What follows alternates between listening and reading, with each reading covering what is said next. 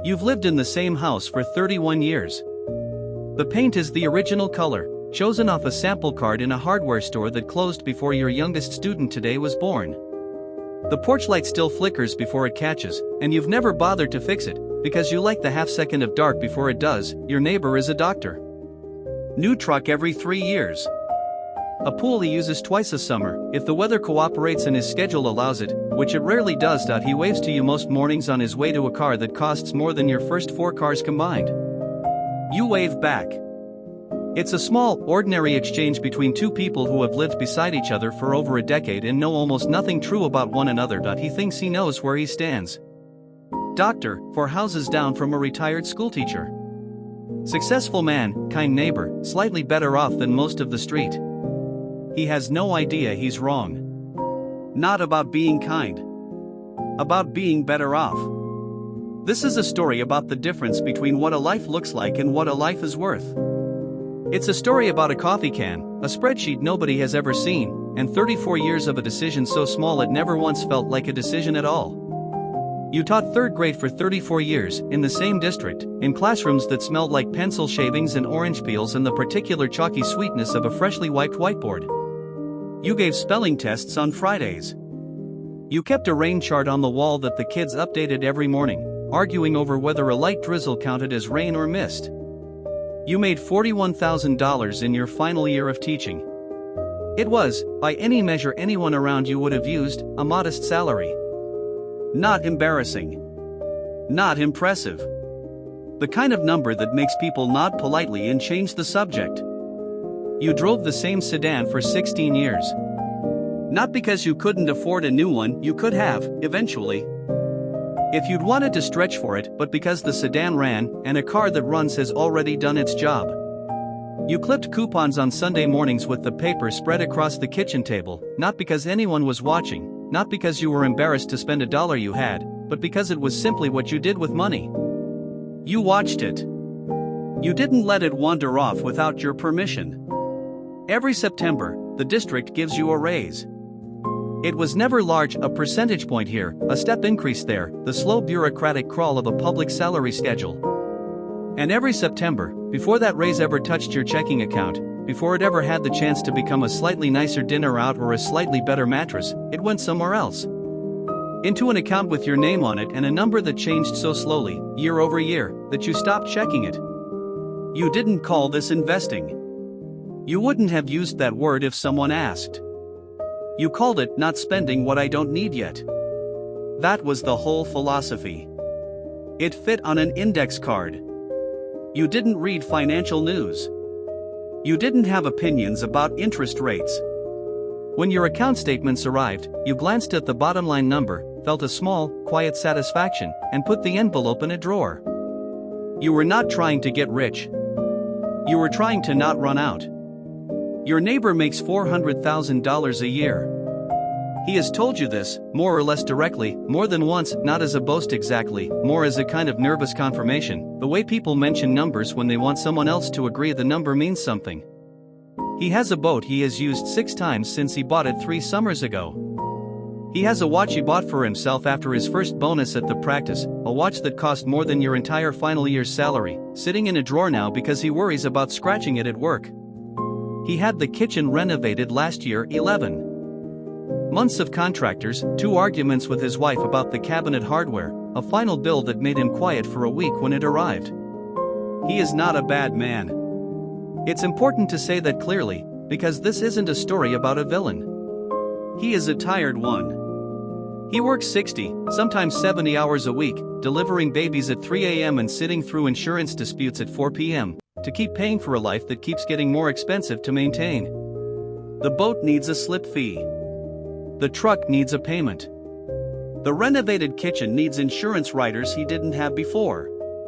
Every year, the number he needs to earn just to stay even creeps a little higher, and every year, he works a little harder to reach it. He has never once asked what's in your coffee can, the one that sits on your kitchen windowsill, chipped enamel, a faded coffee brand that stopped being sold in stores 15 years ago. He's seen it through your kitchen window, probably. Everyone who's been in your kitchen has seen it. It holds spare change, a few paper clips, an old house key that doesn't open anything anymore. The story he's written about you, without ever quite meaning to, is the story most people write without thinking. Doctor, rich. Teacher, comfortable. Big house, small house.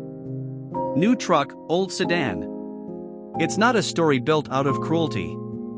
It's just the story the surface tells, and most people never look past the surface, because the surface is right there and looking past it takes effort nobody asked them to spend. There's a version of this story where the sacrifice is dramatic. Where you skipped meals, or worked a second job until midnight, or lived in a way anyone driving past would have recognized as struggle. That's not what happened, and it's worth being honest about that, because the real version is stranger and harder to notice.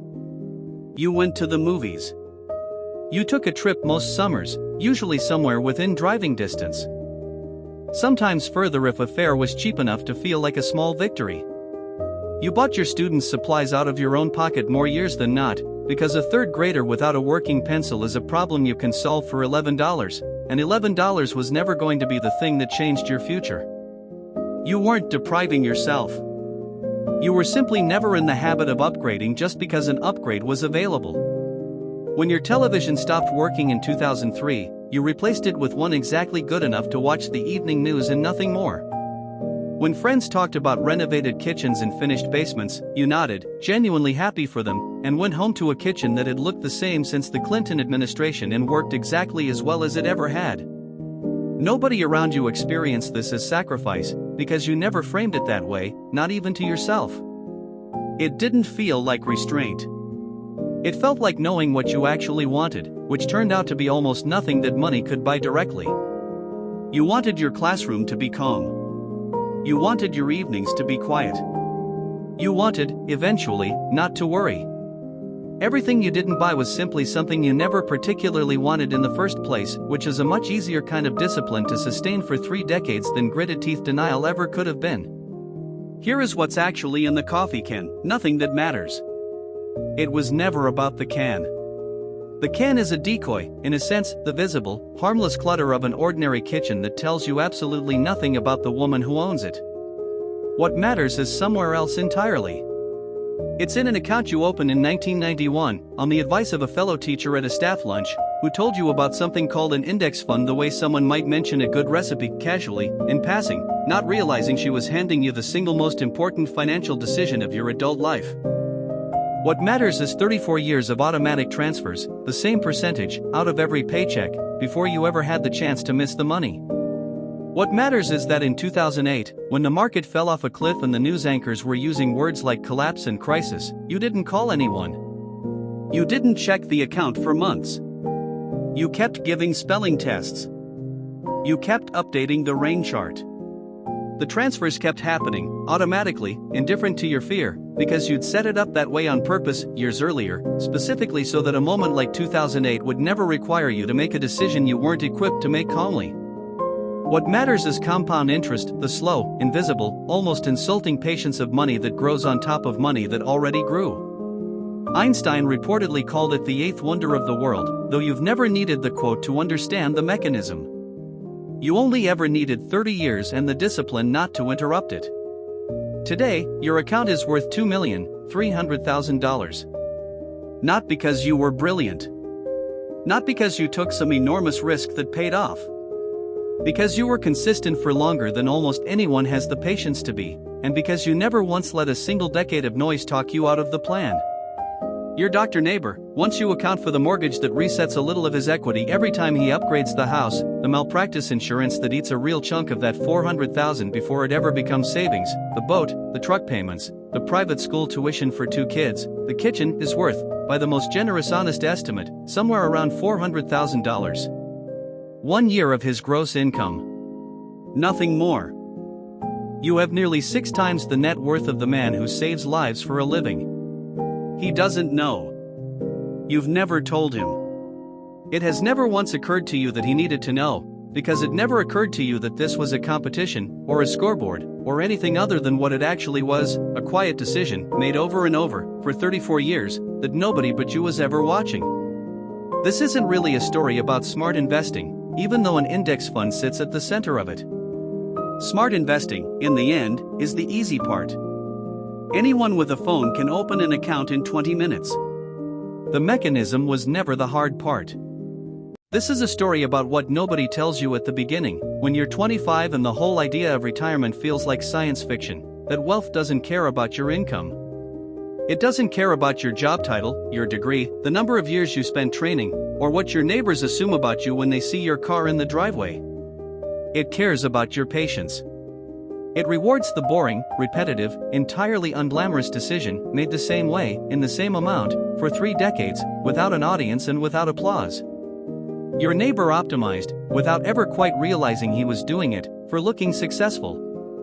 Every purchase was a signal, to colleagues, to patients, to himself on the hard days, that the 60-hour weeks were worth it, that the sacrifice was buying something real. And in a sense it was. He is respected.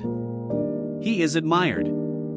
He has built a life that, from the street, looks like everything anyone is supposed to want.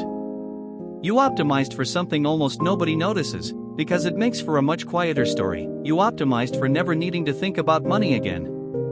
For being left alone by it.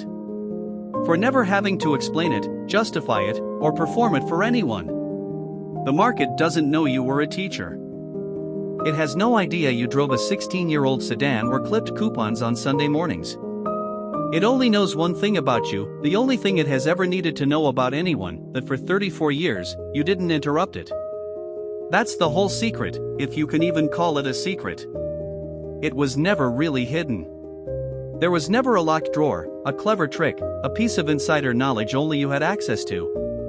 There was only time, and the discipline not to touch it, repeated so many times it stopped feeling like discipline and just became who you were. The house next door has a pool nobody swims in and a truck that will be traded in again next spring for a slightly newer version of itself. Yours has a porch light that still flickers before it catches, and a coffee can on the windowsill that has never once held anything worth taking. One of you is rich.